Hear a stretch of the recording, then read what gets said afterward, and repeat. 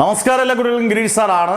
ഇനി 15 ദിവസം, 15 മുതൽ പരീക്ഷ തീരുന്നവരെ ഉൾപ്പെടെ 10-20 ദിവസമുണ്ട്. ഇനിയും പഠിച്ചാലും ഒരു 6 ദിവസം 7 ദിവസം മാക്സിമം പഠിച്ചാൽ തീർക്കാം. ബാക്കിയുള്ള ദിവസം നിങ്ങൾക്ക് റിവിഷൻ ചെയ്യാം.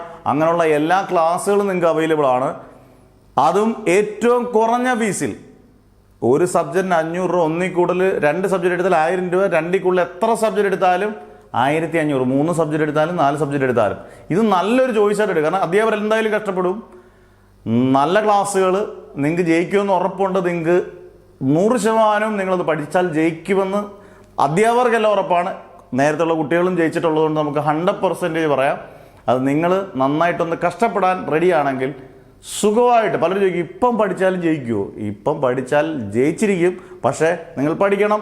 ഒരു 2 മണിക്കൂർ പഠിക്കുക, ഒരു ദിവസം 2 മണിക്കൂർ പഠിക്കുന്നതിന് വരെ ഒരു 3 മണിക്കൂർ വെച്ച് പഠിച്ചാൽ ഈസിയായിട്ട് ജയിക്കാം.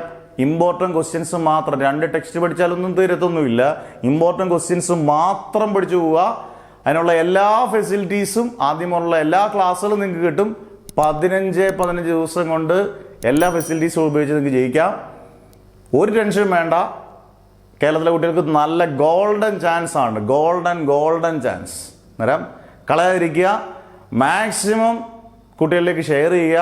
കാരണം ഇനി ഇത് വേണ്ട, ഞങ്ങൾക്ക് ഇനി പഠിക്കാൻ പറ്റത്തില്ല എന്ന് പറയുന്ന കുട്ടികളെ കൊണ്ട് പഠിപ്പിക്കാം എന്ന് ഉറപ്പിച്ച് പറയുകയാണ്. ഏത് വിഷയവും നിങ്ങൾക്ക് സെലക്ട് ചെയ്യുന്ന ഏത് വിഷയവും അതിൻ്റെ മാക്സിമം സിമ്പിളായിട്ട് ക്ലാസ്സുകൾ നിങ്ങൾക്ക് കിട്ടി നല്ല മാർക്ക് കിട്ടും എന്നുള്ളത് ഉറപ്പിക്കാം. ടെൻഷൻ ഇല്ലാതെ പഠിക്കാം. അതാണ്, ടെൻഷൻ ഇല്ലാതെ നമുക്ക് എക്സാം എഴുതി ജൂൺ 23-ാം തീയതി തുടങ്ങി 27-ാം തീയതി തീരും. ഒരു 10 ദിവസത്തിനുള്ളിൽ റിസൾട്ട് വരുമ്പോൾ നമ്മൾ പാസ്സായി അടിപൊളിയാകും. അന്നേരം എല്ലാവർക്കും നല്ല മാർക്ക് കിട്ടട്ടെ.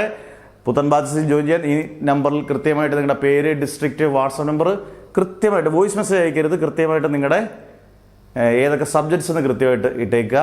ഡീറ്റെയിൽസ് എല്ലാം പെട്ടെന്ന് തന്നെ വളരെ ഫാസ്റ്റായിട്ട് തന്നെ റെസ്പോണ്ട് ചെയ്യും. നല്ല മാർക്ക് കിട്ടട്ടെ പ്രതീക്ഷിച്ചുകൊണ്ട്, കിട്ടുമെന്ന് ഉറപ്പോടുകൂടി പ്രതീക്ഷിച്ചുകൊണ്ട് നിർത്തുന്നു. പ്രാർത്ഥനയോട് കൊടുത്തുന്നു. Never ever give up.